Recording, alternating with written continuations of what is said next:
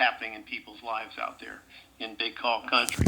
All right, I don't call it an investment, but in this aspect with currencies, and we're just learning something all the time. It's been a real, you got to understand, it's been quite an education over the last 12 and 13 years for a lot of us. Some of you guys in less, some of you guys like Okie, this will be his 14th year in it, and it's just nuts. It's crazy, but it's fun. It's fun in a way, but I know it's not an easy ride. It's not an easy ride sometimes. Some days are harder than others for us, and we know that we're very, very close, but yet we've heard that we've been close before, and I don't like saying that. I don't like saying that at all. Did I expect this call to take place tonight? No, I really did not. Based on what we had Tuesday night, we thought we were golden, and that was going to be it. And we still are golden, but the timing is a little different than what we thought. It's stretching out a little longer. I did say next few days. I did say that on Tuesday night to let you know I was hearing really good things about the possibility of Tuesday night and on for the next few days. And I'm still hearing very good things about tonight and the next few days. It's still right there, but I think we're going to have the result that we've all been looking for. And I'll tell you a little bit why in a few minutes. But I want to let you know that, I do speak to the banking community around the world that listens to our call, and I do appreciate that. And I think a lot of the banks want to know what it is we know. They want to know what it is we know and what it is we're expecting when we come in for redemptions of the ZIM and the other currencies. And I appreciate the fact that they're tuning in. We had, and these are just people in the financial industry, not the rest of the big call listeners, which are in the tens of thousands now. But the what they call the banking people or the people in the financial world, we had 512 from the U.S. and Canada on Tuesday night's call, and we had 1,890 from around the world beyond the U.S. and Canada. So I think if my math is right, that's like 2,402 total listeners. And that's wonderful. Especially our international audience has just grown to where it's 4 times what we had here in the U.S. and just about 4 times what we had in the U.S. and Canada. So that tells me that our reach is extending, and I appreciate those of you internationally and domestically here in the U.S. and our neighbor to the north, Canada, tuning in, because we do have big plans. We do have plans with Rebuild America, and we do have plans with our veterans for the Veterans Retreat Network, and we do have other plans beyond that for water and filtration and for desalinization plants and for farming and aquaculture or aquaponics and everything else community gardens, all of these things we've talked about for about 3 or more years now. And we're going to make a big difference. I know we're going to leave quite a legacy as a result of this, and I'm excited about that. But I really wanted to just thank everybody who was tuning in, and a lot of our international bankers understand that we are partnering. We're partnering with our banks. We're going to be working closely with our banks, whether it's here or internationally, to put together programs and projects so that they know what it is we're doing, or we know the options that we have in working with this money. And we know that we're going to be, those of us with ZIM, especially at above the so-called screen rate or non-NDA rate, we know that we're going to be working to build out these projects, and we'll have structured payouts that will go on for 5, 15 to 30 years. We've heard longer, but I think now we're realistically 5, 15, or 30 years is what I'm hearing. And, I plan to go for a 30-year. Oh, golly, yeah, I should be here. And also, I like the idea of that stability. I like the idea of a fixed rate of interest coming in, so I don't have to sweat the investment side of this. Imagine having a lot of money and not being have to worry about the investments at all. You're going to be able to sleep like a baby at night, knowing that the money is sound, knowing that it's safe, knowing that it's coming in to you every month and you can take it, or it's coming in quarterly and you can take it quarterly, or you can take it monthly if you set it up that way, to pay you that way. And it's just going to be a completely different game. But to not have to worry about, how am I going to invest this? I don't know how to invest it. How do I do it? Who am I going to get to help? This is where the banks are really going to be helpful in this, because that aspect of it should be part of, from what I understand, that should be kind of the easy part now. Easy for us. I know the banks will be going nuts trying to figure out how to invest it all. But, to get a fixed rate of return for 5, 15, up to 30 years, man, I think that's golden. I think that's a good play for me. Now realize, what am I not? What is Bruce not? I am not a CPA. I'm not a financial advisor. I am not an attorney. And guess what? I don't play any of those on TV or radio, right? So I'm just telling you what Bruce is going to do. You guys have to do what you feel is best. But the good news is you're going to have professional people working through wealth management in the banks that you can talk with, and you can lay out what it is you want to do. And they'll help you. They'll help you design the right structures for you, or point you in the direction to do that. And I'm sure they'll have some advice for you. And just realize that this is not something you have to jump right into immediately with all the answers in the first week or two. There's nothing wrong with just getting everything stable, pay off your bills, get that behind you right away in the first couple of weeks, pay off your bills. If you've got a house mortgage, I'm going to pay it off. I mean, if I had one, I'd pay it off. I mean, that's just me. But just do it. I think we're looking at some debt forgiveness starting around July, but I don't know the specifics about it. We'll probably give you some information that we learn about it down the road. But you know what my thought about all that was? If I owe money, I'm just going to pay the money that I owe. If I owe somebody money, I'm just going to pay it off. I would rather do that than just wait and see what happens to save a few $100 or a few $1,000 or $100,000. Because it's going to dwarf in terms of the amounts that we're talking about. So I just wanted to put that out there so you would get that and understand that these banking partners that we have with Wells and HSBC and our Canadian partners to the north with RBC, Toronto Dominion, and Scotiabank, all of these banks, even AIIB and all of the other banks, these are people that we want to try to work with. Now, let me tell you something. If they come with this, hey man, I know everything and you know nothing attitude, it's going to turn me off. But I don't think they're going to have that attitude. I think that they're going to respect the fact that we've done something pretty amazing, and that we have great plans to do some amazing things to rebuild this country, and I think they respect that. And I think they're going to consider us wise to have been involved in something like this. Okay? So I think their attitude will be something that we'll be looking at just like they'll be looking at our attitude. So it's a two-way street. And I look forward to having a beautiful relationship with my banking people.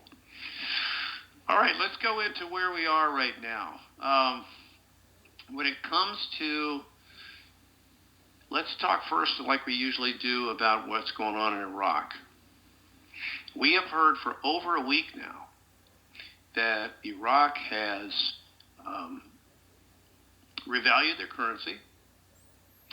The Iraqi dinar is now the IQN, meaning new, instead of the IQD, just like the US dollar is the USN as opposed to the USD. Our new, let's hold off on that. Let's just say that Iraq has already announced, even on television, I understood it was yesterday, yesterday morning, that they had revalued their currency and that it had a value 6 times greater than the US dollar. And that's approximately correct. It's a little over that. It's a little bit over that. But that's a wonderful thing. Now, we had heard it a week ago. We had gotten that a week ago. But they just brought this out on TV yesterday. And my understanding is social media in Iraq, and I mean like Twitter and Instagram and LinkedIn and whatever else is out there, my understanding is they are still on a blackout. That was supposed to have been lifted like a couple days ago. Then it was last night it was supposed to be lifted, and then today it was supposed to be lifted. It's still not lifted. They are really not. They just do not want that international aspect of that to go out yet. And there's a reason for that. I think tomorrow we've got some major things happening announcement-wise in the mosque tomorrow. And maybe it'll include the HCL law and, Chapter 140 as part of the HCL. I mean, that stuff is so old for me. It goes back 5, 6, 7 years ago. I forgot about all that stuff.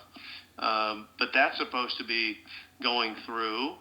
Well, to have that HCL law go through, you had to have a rate. Well, they've got the rate. Now they got to put that, make sure that that is in the law, which it will be.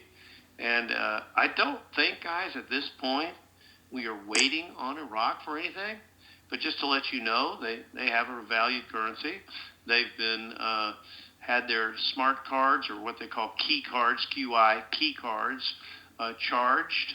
They've got a system that's totally digital throughout the country of Iraq. They are plugged in, and they've been paying their people at a rate, pretty good rate here for a little while now with those cards. And those cards are usable internationally. There are citizens of Iraq that are dual citizens that are in this country and other countries that have funds put on those cards, and they can use them anywhere in the world. And that's been going on for months now, actually, at different rates, but at pretty favorable rates now. So they are making moves to just be completely ready for business internationally. I mean, guys, Abadi, went.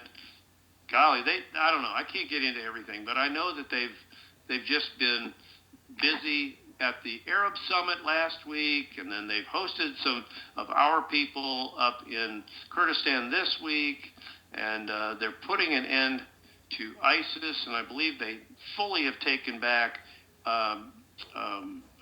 what is it? Not Erbil, the other city, which I can't even think of right now, in Iraq, and had the liberation of Mosul. Thank you, Lord. The full liberation of Mosul. I mean, guys, it's almost like old news to us because we know it. We've got people that are on the ground that let us know stuff. But now there's been really kind of a blackout recently, and information's kind of difficult to come by. Now, as far as we are concerned here, let's come back to the U.S. We know, for example, that information's a little tough to get out of certain parts of this country now. It's really getting quiet, and that's a good thing. When things get quiet and there's hardly any new intel, that means there's a lot going on behind the scenes. That means in our case, meaning in the U.S., people are being paid, the advance pays, prepays, SKRs, beneficiaries, all of these people are being paid, and they're hydrated to where their accounts are liquid or becoming liquid and accessible. And that is happening and should be completed, from what my understanding is, by tonight. So that puts us in a really good place where, in a very real sense, we are next. We are next. And I know that we've heard that we're next and that we're in Tier 4, but Tier 1, 2, 3, and 4 have all been paid, and now they're just all being, Tier 1, 2, and 3 rather, are being paid and are accessible and are getting access to their funds. Large humanitarian funding sources have been paid and are getting access to their funds. We are in a position where, as the so-called internet group, we're sort of a group, but in a way we're public. So we believe that probably when we get the 800 number for the so-called internet group, that we will go just about at the same time that John Q. Public will start. And John Q. Public will go in and use the regular banks that are doing the exchanging, like normal currency transactions. Those of us who have the 800 number to call to set our appointment, and this is the benefit to it, those of us who will call and set up our appointment to go will be using the off-site redemption centers. All right? So let me just say this about the off-site redemption centers and the banks. My understanding is, first let's back up for just a minute. We had on our last call Tuesday night the fact that the rates had come off the screens on Sunday at noon 05. We had the 3 hours later that the cursor was blinking on the screen. We had rates populating over the last day or so, but that they had not come back up solid with the new rates yet. We had 2 currencies yesterday where we could determine what those rates were. We had 3 as of last night that were showing up on screens. And then we had 2 that were supposed to populate and show up early this morning. So of those currencies, 5 of which were supposed to be there. Now, I did not get confirmation as to whether those have, populated and come back up strong and solid yet. But I did hear that later tonight, well, I'm going to say by now, banks have received codes where they can go on and see the new rates. By later tonight, a little before midnight, let's say, we understand that the redemption centers should receive their codes where they can see the new rates on their screens. And my understanding is we're in really good shape to go to engage status sometime tomorrow afternoon. Now, this is what I've heard. It doesn't mean it's necessarily what's going to happen. But I think if that's all the case, everything's moving through beautifully, and we could very possibly get an 800 number between now and tomorrow afternoon. And I would hope that would be the case, and we could get this thing started. Maybe they're waiting for the timing of Friday afternoon because you've got several things happening. Number one, you've got the stock market, which would close at 4 and kind of finish those last-minute trades around 4:30 on the East Coast tomorrow.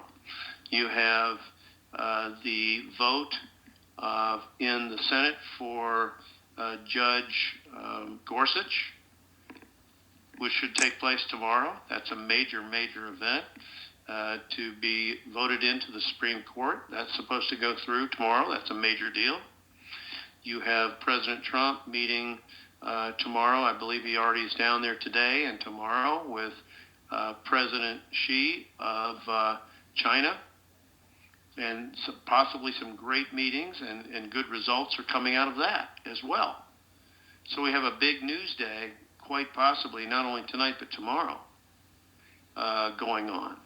So, the timing is good. The timing is really good.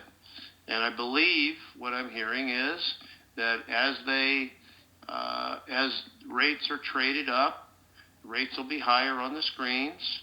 We should have a very, very good result for screen rates. And I am going to say that the situation at the redemption centers that we use should be much more favorable than what I hear at the normal banks.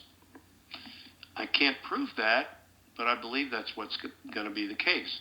You do have the opportunity to negotiate your rate on the ZIM at the redemption centers and negotiate it quite high, as I've mentioned in the past.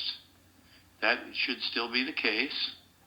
And to do that, you need to talk about the humanitarian projects that you have in mind. You may have an incredible project of your own or with a team of people that you've already assembled.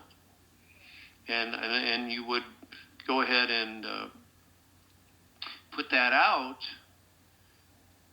at the time of your meeting.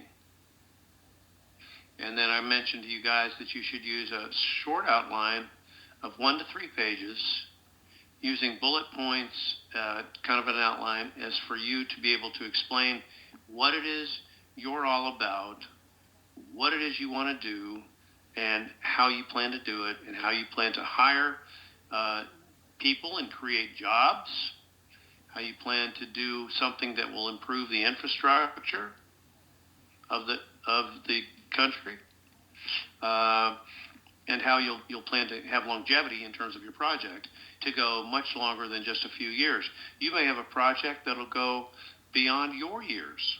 I mean, this may be a project that go 10, 20, 30, 50, 100 years or more and create longevity and legacy for you and your family. Certainly with Rebuild America that we're going to do with the Big Call listenership, we could have a project that could go on almost indefinitely. Really. We do have the funding and the capability to go on for a long, long time with it and see the country turn into absolute magnificent, something that the country's never really even been before.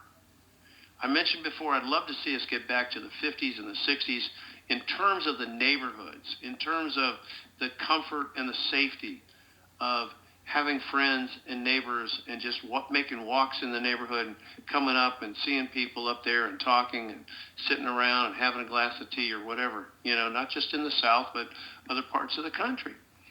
And I want to see us get back to that. I want to see us get back to friendship and fellowship. Nowadays, guys, most of us that have a car, we pull it in the garage, we use the opener, pull in the garage, boom, that's it. You never see the neighbor. Or you barely see your neighbors because you don't go through your front door. You go through the garage door. You just drive in. I mean, I can see that. I don't fault that. That's cool. But here's the thing. Do you know who your neighbors are? Would you like to know your neighbors? Maybe you don't want to know your neighbors. But, we ought to have the opportunity to create that again for ourselves. Okay? So I think, based on the intel that I've got, we are in a great position for this to come through here in the next couple of days. I really believe we should have a weekend to remember. And I really hope that that is the case. So I'm excited. I'm still excited. And I want you guys to be excited and stay in faith, like Sue and like Bob and like Pastor Stephen and I are, for this to come through, because we are people of faith, and we do believe that this is happening. And everything that I'm hearing, even though some of the sources are limited and some of the information is kind of quiet now, I do believe that's a very good sign, and we should take it as such. So let's pay attention to what's going on. Remember, this is the weekend for us on the Big Call. After tonight, if we get the kind of information we expect regarding an 800 number to put out, obviously I'm going to try to put it out as effectively and efficiently as we are told to do so in the manière that they expect us to do that. So remember, as always, check the website, thebigcall.net, for not only the 800 number to show up and be there for you, but also for a link for our last celebration call that would be recorded after tonight for 15 or 20 minutes. We won't do a real long call. We'll put that up and have it as a link on the website that you can listen to. And I hope that you guys will do that. And then keep an eye on the website for future calls that we're going to do. We're going to take some time off, guys. We are taking time off, just like you guys. You're taking time off. You're getting things set up. You probably take a little vacation time. You might be looking at new real estate. All of that stuff. We're going to be doing the same thing. Okay? And in the meantime, we're going to try to get a brand new website, new portal, a new opportunity to do podcasts online, all of that information for you, and we'll just let you know about it on